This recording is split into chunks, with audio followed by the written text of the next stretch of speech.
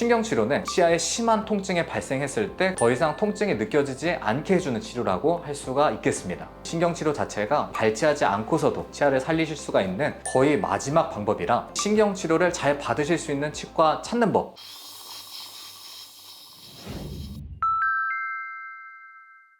반갑습니다. 15년차 치과의사 치아킹 장영준 원장입니다.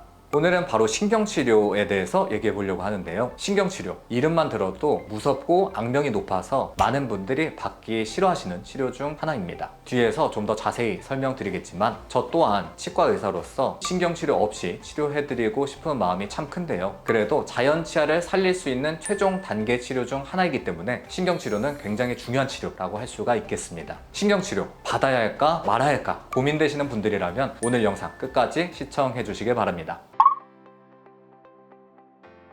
신경치료는 간단히 말씀드리면 치아에 심한 통증이 발생했을 때 더 이상 통증이 느껴지지 않게 해주는 치료라고 할 수가 있겠습니다. 잠깐 치아 내부 사진을 같이 볼까요? 이렇게 치아 내부에는 누구든지 신경이 존재하는데요. 이 신경 근처까지 또는 이 신경을 침범해서 세균 감염이 일어나게 되면 큰 통증을 느끼게 됩니다. 이때 이 감염된 신경을 모두 제거하고 또 소독을 하고 그 안을 적합한 재료로 밀봉하여 치료하는 것을 바로 신경치료라고 하는 것인데요. 보통 이 사진과 같이 거타펄차라는 재료를 신경관 안에 채워 넣어서 밀봉을 하게 됩니다. 이때 신경 끝까지 채워 넣는 것이 중요합니다. 왜 그럴까요? 바로 염증 발생의 위험 때문인데요. 만약에 뿌리 끝까지 재료를 밀봉하지 못한다면 틈이 생겨서 세균이 다시 침범을 해서 나중에 뿌리 쪽 끝 공간에 염증이 생길 수도 있습니다. 그래서 꼼꼼하게 신경치료를 받는 것이 매우 중요합니다.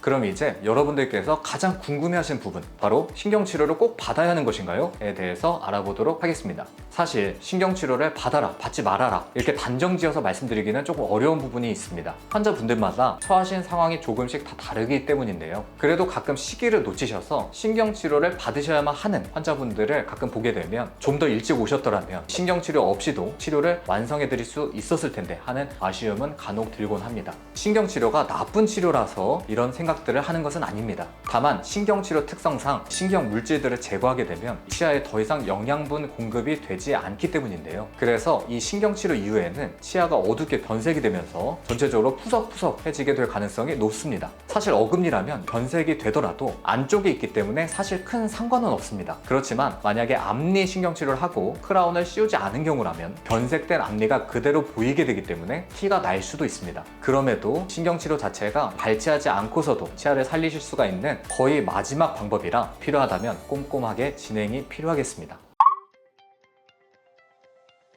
그렇다면 이 신경치료를 꼭 받아야만 하는 경우는 과연 언제일까요? 사진과 같이 충치 진행 정도를 보시면요, 보통 3, 4단계 정도에서 신경치료를 진행하게 됩니다. 같은 충치라도 1, 2단계 정도라면 치아의 가장 바깥쪽 범낭질 또는 상아질에 충치가 한정되기 때문에 간단하게 레진 치료 정도로 치료를 완성할 수가 있는데요. 하지만 범낭질과 상아질까지 넘어서 신경까지 충치가 침범한 경우에는 잠을 못 주무실 정도로 통증이 심하신 경우가 많기 때문에 이런 경우에는 신경치료를 권해드리고 있습니다.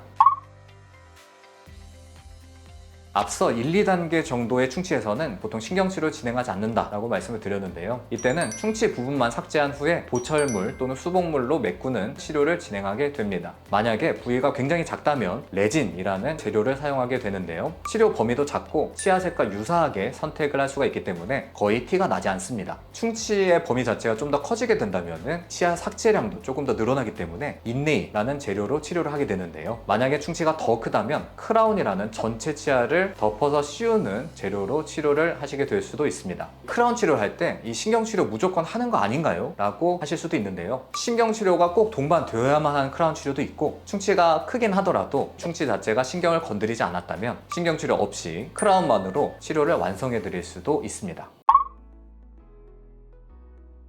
그러면 신경치료를 받으실 때 따로 주의해야 될 사항이 있을까요? 보통 신경치료는 1회 내원만으로 끝나지 않는데요. 여러 번 내원을 하시게 됩니다. 이 신경치료가 완전히 끝나기 전에는 임시 재료로 치아 머리에 구멍으로 열린 부분을 막아놓게 됩니다. 그래서 이 부위를 손으로 만진다든지 하는 것은 되도록 자제해 주시길 바라고요. 또 신경치료를 받으시는 중에는 치아 자체의 강도가 약해지기 때문에 이 부위로 음식물을 씹으시는 것도 되도록 지양해 주시는 것이 좋습니다. 그리고 치료가 끝난 이후에도 2주에서 3주 정도 불편감이 지속되실 수가 있는데요. 혹시나 이 기간 이상으로 불편감이 지속되신다면 병원에 다시 내원하셔서 한번 검진을 받아보시는 게 좋겠습니다.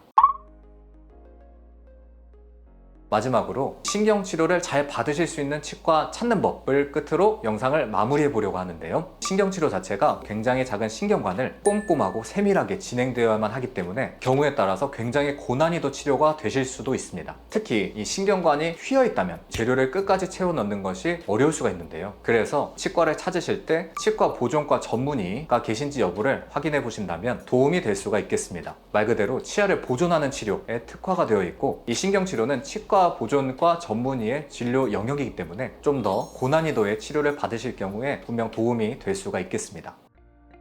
오늘 이렇게 신경치료에 대해서 말씀드릴 수 있는 부분들을 대부분 말씀을 드린 것 같은데요. 혹시나 궁금한 점이 있으시다면 댓글 남겨주시고요. 저는 이만 인사드리도록 하겠습니다. 치아킹 장영준 원장이었습니다. 감사합니다.